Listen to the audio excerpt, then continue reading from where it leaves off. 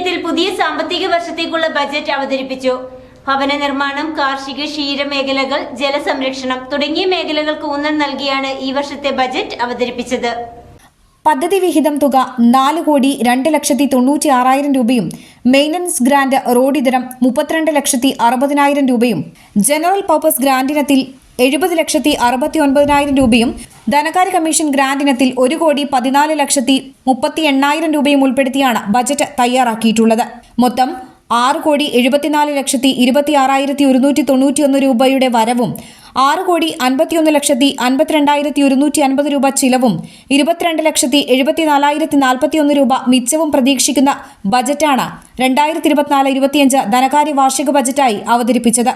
ഭവന നിർമ്മാണം, കാർഷിക, ക്ഷീരമേഖലകൾ, ജലസംരക്ഷണം, ആരോഗ്യം, കുടിവെള്ളം, ശുചിത്വം, സാമ്പത്തിക ഉന്നമനം, പട്ടികജാതി പട്ടികവർഗ ക്ഷേമം, ഒപ്പം ദുരന്ത നിവാരണ പ്രവർത്തികൾ, സ്ത്രീ ശാക്തീകരണം, ഭിന്നശേഷിക്കാർക്കും വയോജനങ്ങൾക്കും കുട്ടികൾക്കുമുള്ള പദ്ധതികൾ, മഹാത്മാഗാന്ധി ദേശീയ ഗ്രാമീണ തൊഴിലുറപ്പ് പദ്ധതികൾ എന്നിവയ്ക്ക് ഊന്നൽ നൽകിയ ബജറ്റാണ് അവതരിപ്പിച്ചത്. Block panchayat vice president Ambika Muraleedharan budget അവതരിപ്പിച്ചു.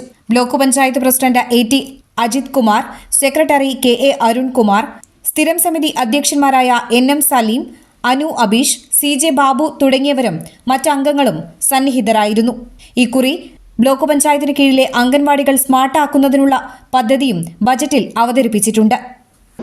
ഒട്ടേറെ മികച്ച പദ്ധതികൾ അവതരിപ്പിച്ചുകൊണ്ട് എല്ലാ മേഖലയ്ക്കും ആവശ്യമായ തുക നീക്കിവെച്ചുകൊണ്ട് നമുക്ക് അനുവദിച്ചിട്ടുള്ള തുക പരമാവധി എല്ലാ മേഖലയും നീതീകരിക്കുന്ന രീതിയിലാണ് ബഡ്ജറ്റിൽ ഉൾപ്പെടുത്തിയിട്ടുള്ളത്.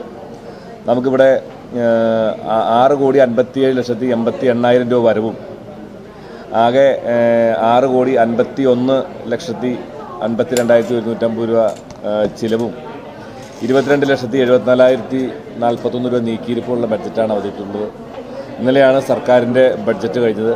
ആ ബഡ്ജറ്റിൽ കുറച്ചുകൂടി തുക നമുക്ക് അനുവദിച്ചിട്ടുണ്ട്. അതും കൂടി വരുമ്പോൾ കുറച്ച് മാറ്റം വരും. അപ്പം അങ്ങനെ നമ്മൾ കാർഷിക മേഖലയ്ക്കാണ് വലിയ പരിഗണന കൊടുത്തിട്ടുള്ളത്. കാർഷിക മേഖലയ്ക്ക് എല്ലാ വീട്ടിലും ഫലവൃക്ഷത്തോട്ടം വച്ചുപിടിപ്പിക്കുന്നതിനായി 20 ലക്ഷം രൂപയും, നെൽകൃഷി കൂടുതലായിട്ട് ഈ ബ്ലോക്കിൽ വ്യാപിക്കുന്നതിനായിട്ട് 25 ലക്ഷം രൂപയും അടക്കം അങ്ങനെ 75 ലക്ഷം രൂപയാണ് കാർഷിക മേഖലയ്ക്ക് നമ്മൾ വകയിരുത്തിയിട്ടുള്ളത്.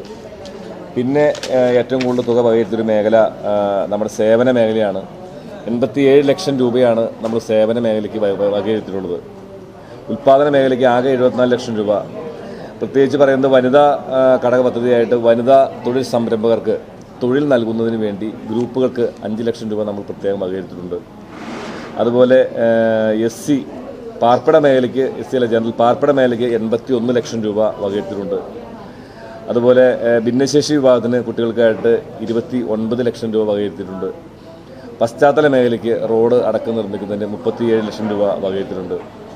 വയോജനങ്ങൾക്കും പാലിയേറ്റീവിനും വേണ്ടി 17 ലക്ഷത്തിൽ പരം രൂപ വകയിരുത്തിയിട്ടുണ്ട്. അങ്ങനെ SC വിഭാഗത്തിന് 1,21 ലക്ഷം രൂപ നമ്മൾ വകയിരുത്തിയിട്ടുണ്ട്. പ്രധാനമായിട്ട് SC ഓഫീസിന് പുതിയ മന്ദിരം പണിയുന്നതിനും ഇവിടെ പാലിയേറ്റീവിന് ഒട്ടേറെ പദ്ധതികൾക്കും മരുന്ന് വാങ്ങാനുമായിട്ട് ഒക്കെയാണ് നമ്മൾ തുക വകയിരുത്തിയിട്ടുള്ളത്.